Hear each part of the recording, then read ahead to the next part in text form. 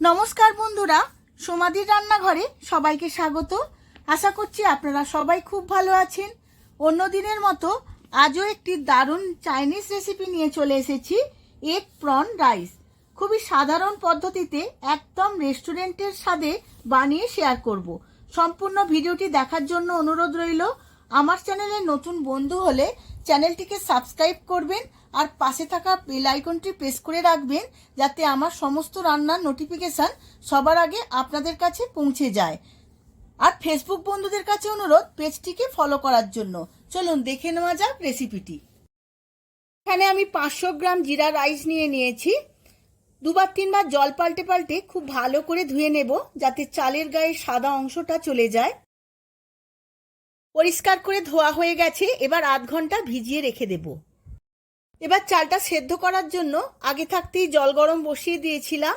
এর মধ্যে দিয়ে দেব অল্প একটু নুন আর দেব 1 চামচ সাদা তেল।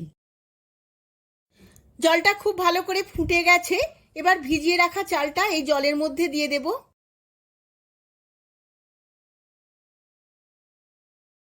আধ ঘন্টা চালটা সেদ্ধ করে নিয়েছি, এবার দেখে নেব।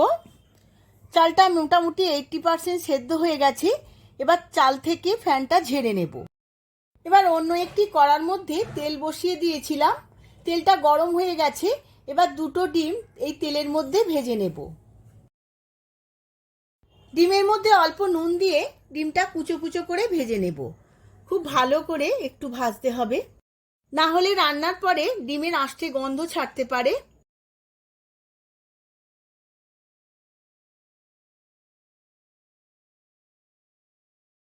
ডিমগুলো ভাজা হয়ে গেছে, এবার তেল ঝেড়ে তুলে নেব।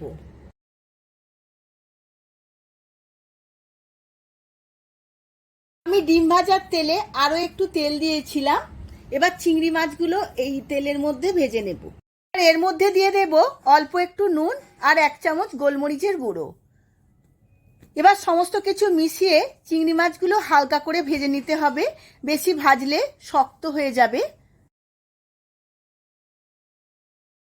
চিংড়ি মাছগুলো হালকা করে ভাজা হয়ে গেছে, এবার তুলে নেব।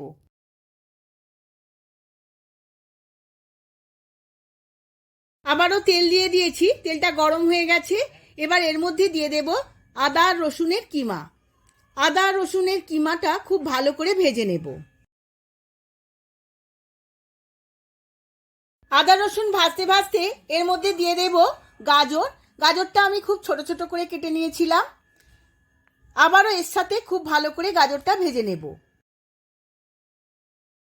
আর দিয়ে দেব ছোট ছোট করে কেটে রাখা বিনস। বিনসটাও আমি গাজর আর আদা রসুনের সাথে ভেজে নেব। গাজর আর বিনস হালকা করে ভেজে নিয়েছি। এবার এর মধ্যে দিয়ে দেব ছোট ছোট করে কেটে রাখা পেঁয়াজ। পেঁয়াজটাও আমি এর সাথে হালকা করে ভেজে নেব।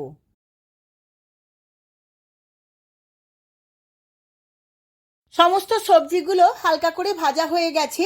এবার এর মধ্যে দিয়ে দেব সেদ্ধ করে রাখা রাইসটা। এবার রাইসটা সমস্ত সবজির সাথে খুব ভালো করে মিশিয়ে নেব। এইভাবে আমি 2 থেকে 3 মিনিট ভেজে নেব।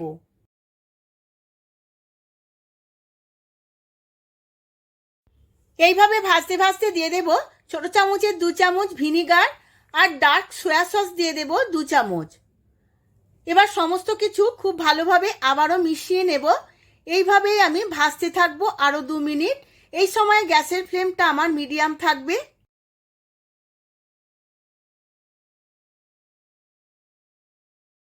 কিছুক্ষণ ভেজে নেওয়ার পর দিয়ে দেব ভাজা ডিম আর চিংড়ি মাছগুলো। ডিম আর চিংড়ি মাছগুলো খুব ভালো করে মিশিয়ে নেব।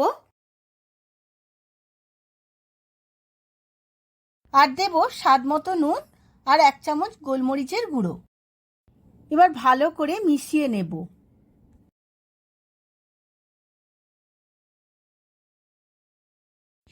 এবার স্বাদের ব্যালেন্সের জন্য অল্প একটু চিনি দিয়ে দেব। আপনারা চাইলে চিনিটা স্কিপ করতে পারেন।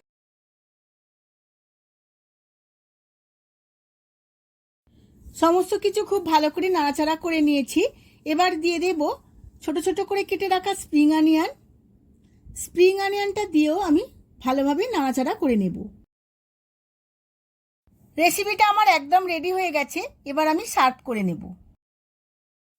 আমি সার্ভ করে নিয়েছি এগ প্রন রাইস। দারুণ দেখতে লাগছে। এই রকম অথেন্টিক চাইনিজ আইটেম থাকলে ডিনার বা লাঞ্চ একদম জমে যাবে। আপনারাও বাড়িতে এই একইভাবে বানিয়ে ফেলুন আর যে কোনো চাইনিজ রেসিপির সাথে সার্ভ করুন, দেখবেন সবার খুবই ভালো লাগবে। ভিডিওটা যদি ভালো লেগে থাকে ভিডিওটিতে প্রচুর প্রচুর লাইক শেয়ার কমেন্ট করবেন। আজ তাহলে আসি, আবার দেখা হবে পরবর্তী ভিডিওতে। ধন্যবাদ।